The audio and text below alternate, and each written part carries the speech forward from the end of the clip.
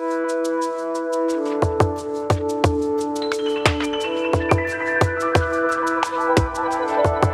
1500 km de Yaoundé, la capitale camerounaise, et à un jet de pierre de N'Djamena, la capitale du Tchad, Koussiri est la ville de l'extrême nord du Cameroun, trait d'union entre les deux pays frères. Koussiri est une commune du Cameroun, située dans la région de l'extrême nord et le département de Logon-Chari, dont elle est le chef-lieu. À l'époque coloniale, elle se nommait Koussiri au sein du protectorat allemand du Cameroun, puis Fort Fouro au sein du territoire sous mandat du Cameroun français. C'est un important marché, notamment pour les échanges avec les deux voisins, le Tchad et le Cameroun. Koussiri est soumis à un climat de type sahélien. Il y règne une chaleur caniculaire une grande partie de l'année. La saison de pluie dure seulement 3 à 5 mois. Koussiri est caractérisé par l'irrégularité et le faible volume de précipitations et un déficit pluviométrique. Le Logon-Chari est un département dont les résidents sont reconnus être de vaillants travailleurs, malgré de multiples difficultés. Climat défavorable, inondations, chaleur suffocante, sol aride, avec une voie routière de ralliement national délabrée ou presque inexistante. Koussiri renaît de ses cendres avec des souvenirs de l'année 2024, marqués par des inondations accompagnées d'importants dégâts. Comme depuis des lustres de temps, les habitants de Koussiri abordent la journée avec la même détermination, vaquer à leurs occupations habituelles bravant le climat cruel.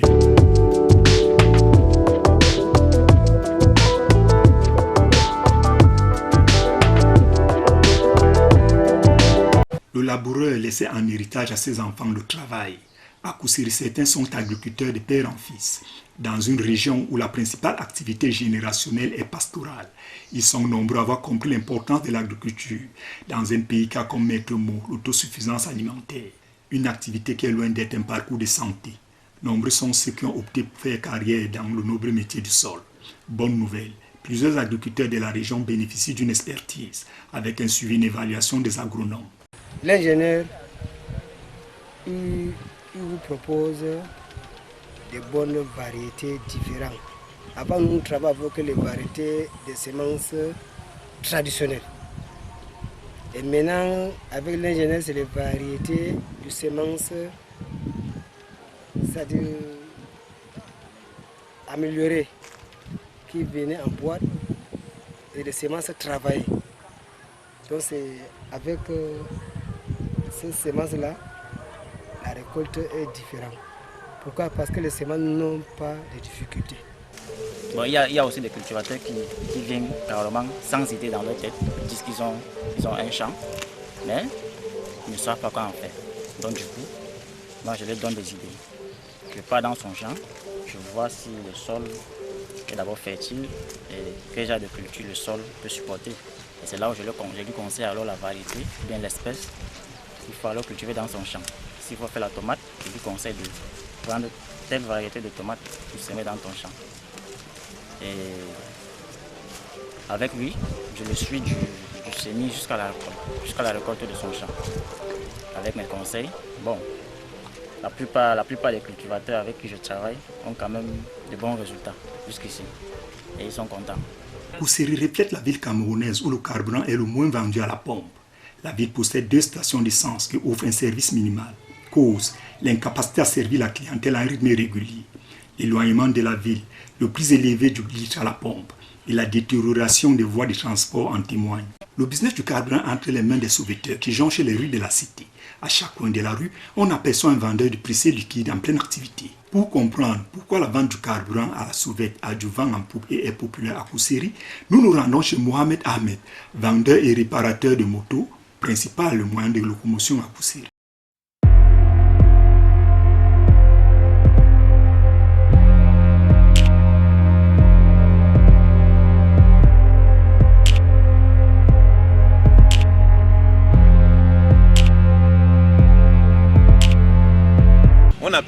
On achète cher, mais on vend moins cher. Comment vous achetez cher, vous vendez moins cher? Pourquoi? Mais si vous ne vendez pas moins cher, personne n'achète. Vous achetez, vous partez acheter ces carburants? Oui. Parce qu'on trouve parfois le prix est 650, 750. Vous achetez où? Tous, on achète dans le même garage.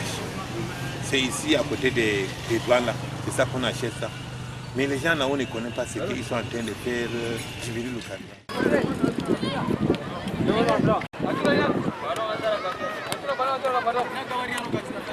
La ville frontalière de l'extrême nord est bel et bien au Cameroun. Pays de Roger Mila, Samuel Eto'o et de Vincent Aboubakar, sa ville a su développer les gènes de la passion du football. Ville des premiers pas du lion indomptable camerounais Abou Chouchou, qu'on aime l'appeler ses fans, dans KFC, Kousséri Football Club. De ces départements ont compris que le sport roi est un important levier économique et social, capable de bouger les lignes et changer le quotidien de plusieurs jeunes passionnés de ces sports. Mais la marche est longue et parsemée de plusieurs embûches. Certains professionnels du football local ont créé des centres de formation et s'activent à la formation des jeunes pépites, mais non sans mal. Nous sommes tranquilles parce que nous avons beaucoup joué des matchs amicaux en préparant ce match. Parce que nous savons le gros poisson qui est devant nous. Donc nous n'allons pas venir en victime résignée. Nous venons vraiment pour jouer le match. Et les enfants sont tranquilles. On a préparé ce match depuis très longtemps. Donc ça a commencé depuis la semaine passée. Et ils ont renvoyé ça pour demain. On est très motivés. Notre coach aussi nous a bien entraîné. On a fait notre entraînement. On est toujours en forme. On est prêts. On les attend. Tant qu'on attendait ce moment, mais on va donner le maximum de nous et puis Inch'Allah ça va aller. Donc ça veut dire qu'il n'y a pas de peur, vous êtes motivé? On est à 100% et on va donner le maximum pour être au fond. C'est là qui c'est. L'équipe de la première division au Tchad, vraiment, ça représente gros pour nous. C'est un match capital pour nous donner de l'enthousiasme. Il y a la montée de l'adrénaline. Dans notre club, je pense bien. On va partir là-bas, on va tout donner. On a tout à gagner et rien à perdre. Au football, les autorités et les élites locales du Logo-Nechari ont adopté une stratégie de développement des autres disciplines sportives. Exemple, l'athlétisme.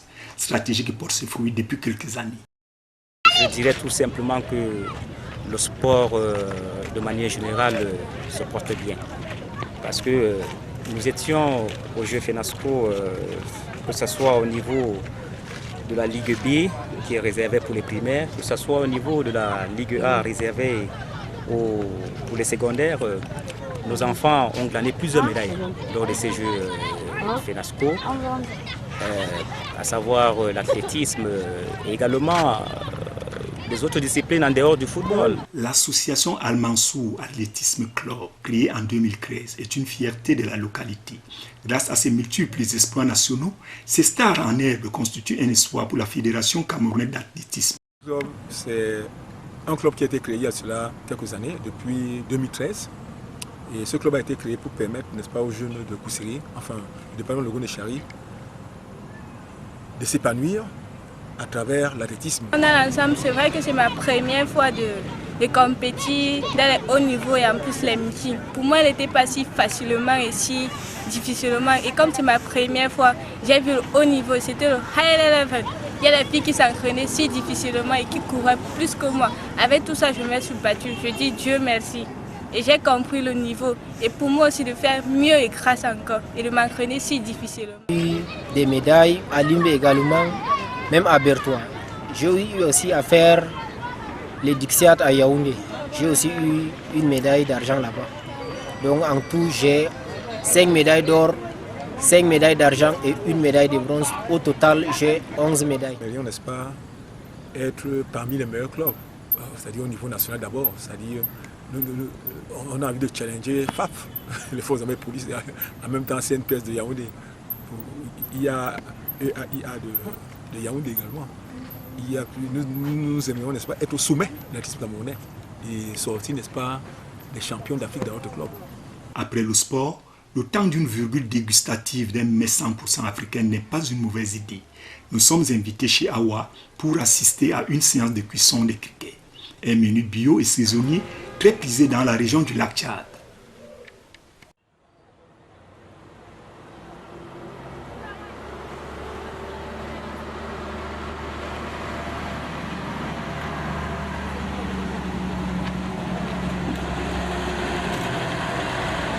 Je t'ai vu quand tu lavais les criquets, tu as versé quelques produits, tu as versé quelques sachets. C'est quoi ça? Oui, le chassé là, on appelle ça tchoukuri, c'est comme le natron. Donc pour que ça sorte bien propre. Il n'y a pas le microbe, donc je lave ça avec. On appelle ça tchoukuri, c'est comme le natron toujours. On met dans les sauces.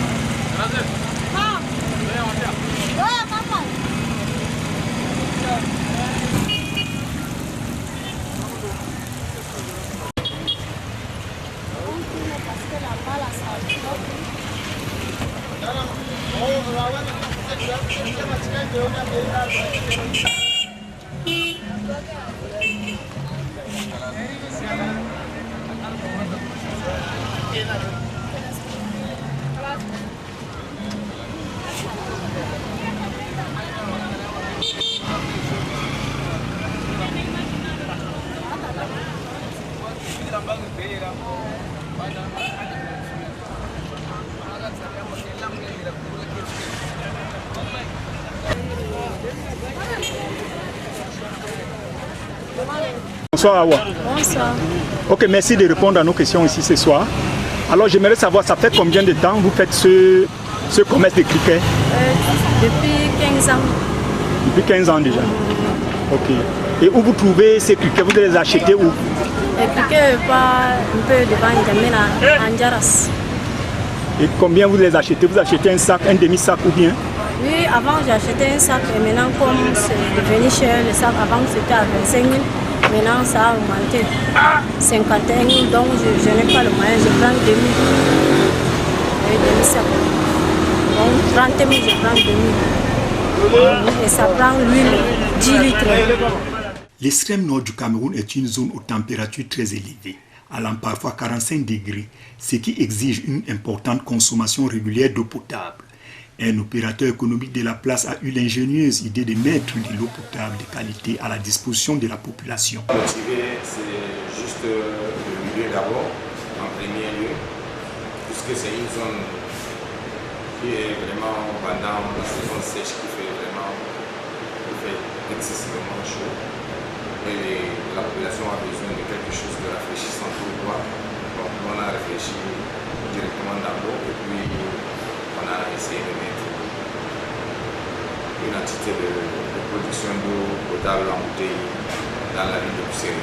Al-Moussafa, entreprise de production et de distribution d'eau, s'aligne sur la dynamique de la création d'emplois jeunes dans une partie du pays où le chômage est l'épine dorsale des autorités locales. Nous employons 24 personnes. Et puis nous avons aussi des gars saisonniers qui viennent ici travailler. Par exemple, au moment des vacances comme celle-ci, on aura aussi des gens qui viennent ici aussi passer leur stage, qui viennent aussi être énumérés ici. Donc souvent, pendant cette période, on passe de 24 à voire 40, voire 50 personnes. L'homme d'affaires n'est pas au bout de son orgueil. Il compte aller plus loin dans son inventivité. Là maintenant, nous sommes déjà dans l'eau. Qu'est-ce qu'il faut faire maintenant? On attend quoi en ce qui concerne notre domaine, qui est l'alimentation. Donc il nous manque peut-être le jus en deuxième position. Et en troisième position, on va un peu avancer peut-être vers d'autres produits locaux, comme le yaourt, qu'on ne va pas utiliser. Peut-être on va un peu motiver les gars à produire plus de lait pour nous fournir. Ça, c'est notre ambition. Kousséri est une ville cosmopolite où le mixage de la diversité culturelle se côtoie quotidiennement. Sa proximité avec le Tchad et le Nigeria fait d'elle une ville d'intégration. Notre séjour à Kousséri nous a conduit chez Lenga, une famille originaire du Sud Cameroun, installée depuis quelques années dans la cité.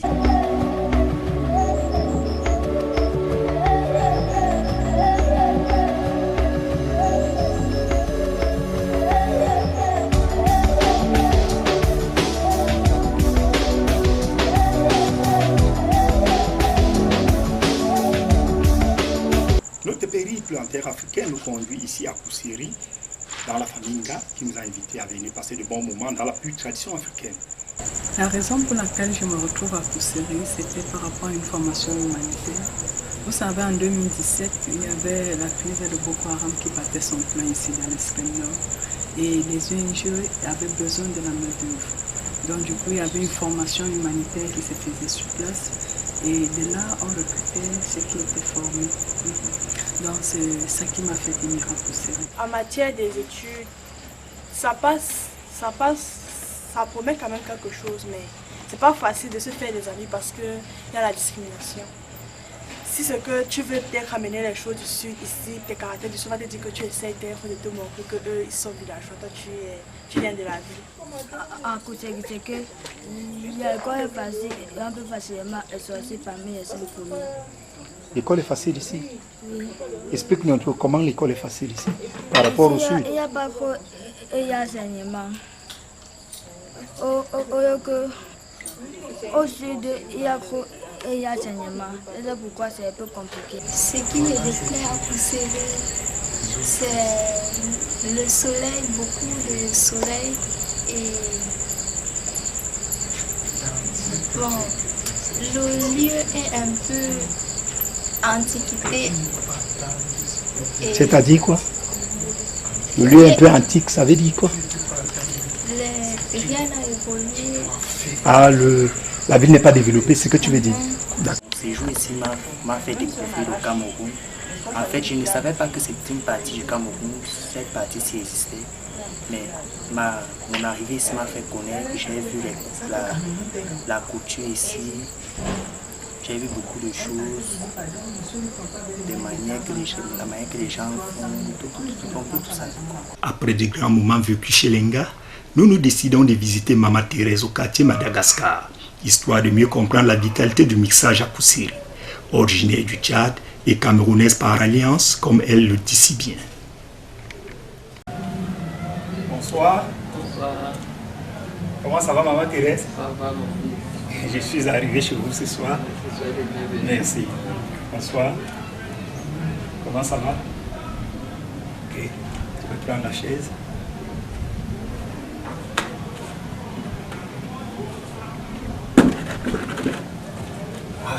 Je vous vois, vous êtes avec vos petites filles. Petite fille.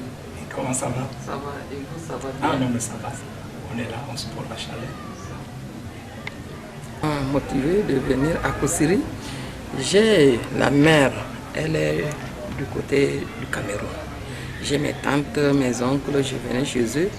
Et en ce temps, il y a le commerce qui passait. Donc moi, je me suis dit, bon, j'ai travaillé, mais j'étais comme bénévole. Je me suis dit que bon, il faut que je m'installe pour faire le commerce. J'ai commencé à faire le circuit, j'ai préparé et ça passait comme j'étais encore très jeune. Bon, je suis venu ici, c'est en 1993. De quelle classe? Classe 3. Classe 3. Et ton école est où? École bilingue. École bilingue. D'accord. Quand tu finis les cours, est-ce que tu es de grand-mère? Qu'est-ce que tu fais comme travail à la maison?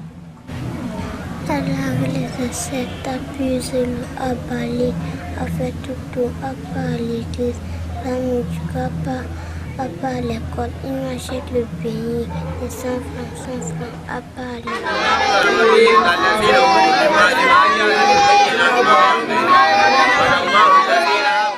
La cité regorge plusieurs écoles coraniques qui offrent des enseignements coraniques, moraux et civiques aux jeunes enfants. Comprendre leur fonctionnement a été notre préoccupation pendant notre passage. Une descente chez Malumbana nous a apporté quelques précisions. Non, pas ça. Oui, quelqu'un ne connaît pas là, il va dire ça. Mais pour nous là, nous on ne laisse pas pour moi là. Mes enfants là, ils ne peuvent pas en rire. Comme tu vois là, matin, midi, soir, c'est moi, je vais les nourrir tous. Mais les autres, même comme vous voyez là, c'est notre comportement d'islam ici au nord. Le petit enfant, il y a là où on fréquente, on amène, ils vont fréquenter. Parce que le nourriture de la maison là, s'ils ont nombreux là, si tu les donnes, ils ne peuvent pas les suffire.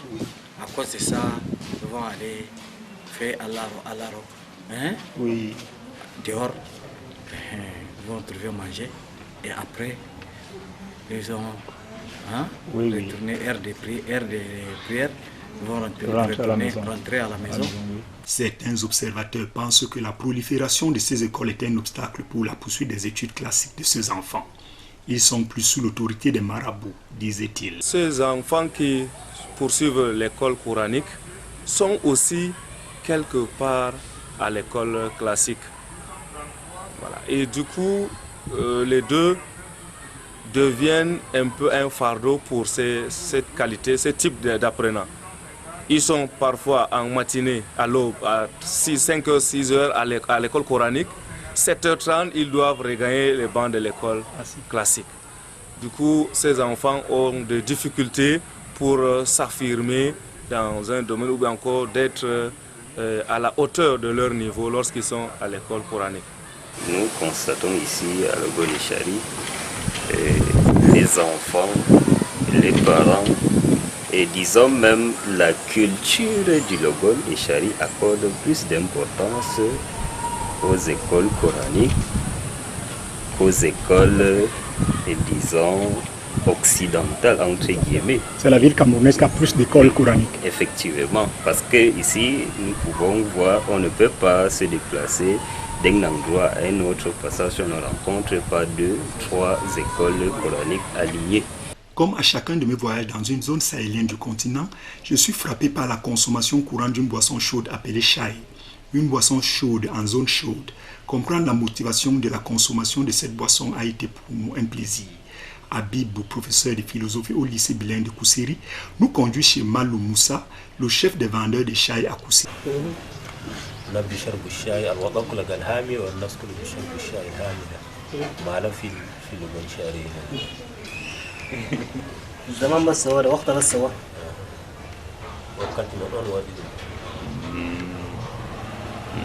Elle dit que bon, c'est le temps qui a fait ça, c'est le climat qui impose aux gens du septentrion de boire le chai. Le chai. Donc c'est le climat chaud. C'est le climat chaud. Qui impose aux gens de boire le chai chaud. Le chai chaud. Ok.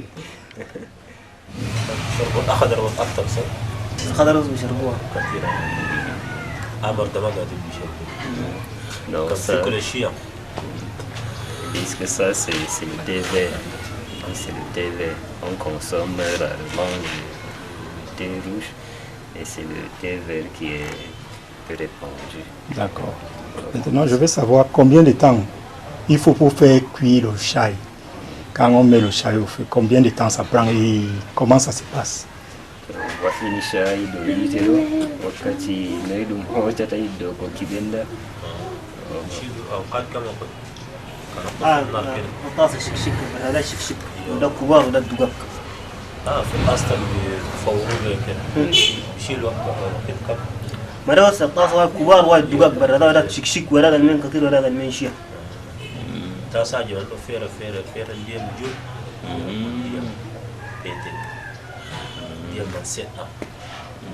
Bon, le temps, ça dépend du volume du récipient. Oui, un petit récipient met peu de temps, un gros récipient met beaucoup de temps. Pourquoi? Parce que lorsqu'on ajoute beaucoup de l'eau, il faut que ça boue bien. Donc c'est proportionnel au volume du récipient. Oui, maintenant, elle a dit quelque chose d'important, que c'est à cause de la chaleur qu'on consomme beaucoup le chai. Donc, qu'est-ce que ça aide? Ça aide à faire quoi? Puisqu'on consomme le chai chaud dans une zone chaude, c'est pour que ça fasse quoi dans l'organisme?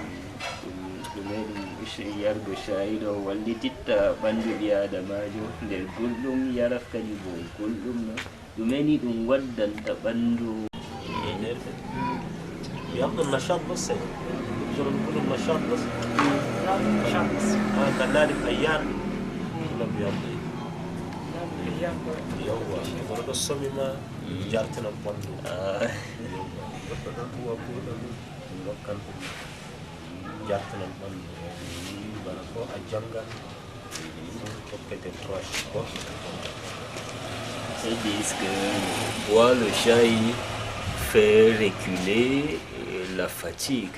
Lorsqu'une personne est envahie par la fatigue, lorsqu'il a le corps un peu battu, ça motive. Ça motive. Ça.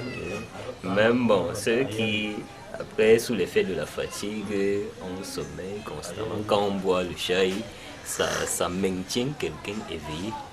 Ça lui permet de travailler davantage sans se soucier de la fatigue. C'est un fortifiant. C'est un fortifiant, disons. Un fortifiant. L'abandon prématuré des études des enfants à l'âge scolaire est un cas social dans le septentrion. phénomène qui nécessite une véritable étude et l'adoption des solutions efficaces afin de tordre le cou à ces fléaux. Parlant de l'abandon précoce des enfants dans la ville de Logo-Nécharé, nous pourrions dire qu'il y a plusieurs raisons pour lesquelles les enfants cessent précocement les études. Déjà, la ville est cosmopolite, elle regroupe plusieurs ethnies et c'est une ville, disons, aussi commerciale. Donc beaucoup de familles viennent de différents horizons pour se chercher. Et du coup, lorsque les enfants sont envoyés à l'école, ils sont souvent aussi plus proches de leurs parents pour les soutenir dans leur commerce. Vraiment à l'origine de l'abandon scolaire concernant les élèves garçons, il y a le moyen financier parce que c'est très difficile pour les jeunes garçons ne possédant pas de ressources financières d'aller régulièrement à l'école parce que les enfants commencent d'abord par aller régulièrement. Lorsque ces moyens financiers décroissent, ils commencent à s'absenter jusqu'à ce qu'ils abandonnent catégoriquement. Selon de nombreux rapports des ONG exerçant dans cette partie du pays, des jeunes filles subissent le poids des interdictions dictées par la tradition et autres croyances.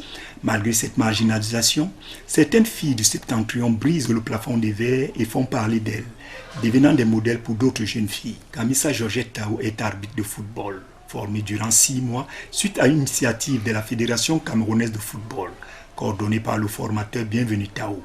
Kamissa fait partie de la première promotion d'arbitre de la FECA Foot et Samuel Eto'o. Bonsoir Kamissa. Bonsoir. Merci de répondre aux questions d'Afrique Première Télévision.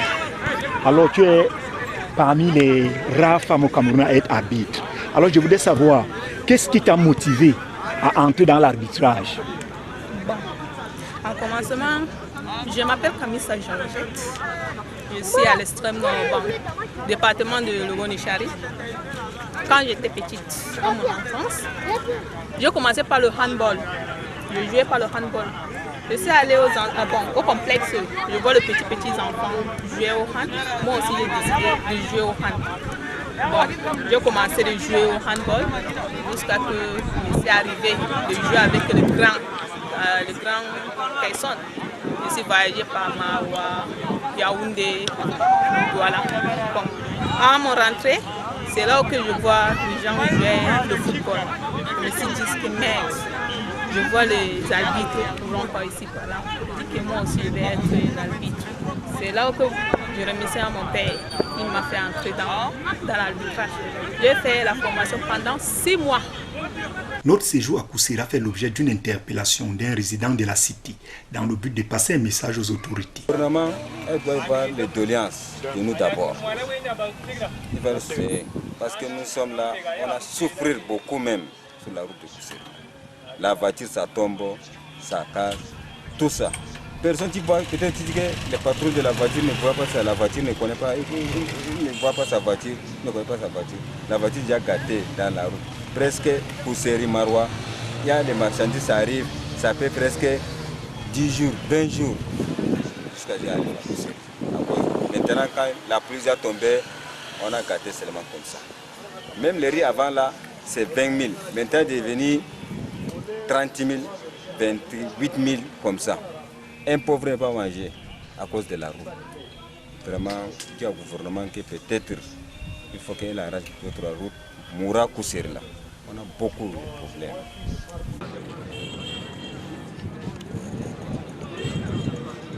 À 1500 km de Yaoundé, à un jet de pierre de N'Djamena, l'exactitude nous conduit à Kousseri, où Afrique Première Télévision est en immersion dans le quotidien des résidents du Logo-Nécharé. Intense moment de découverte dans le grand reportage Kousseri, la ville frontalière de l'extrême nord du Cameroun. Détressez-vous, le documentaire complet à très vite chez vous.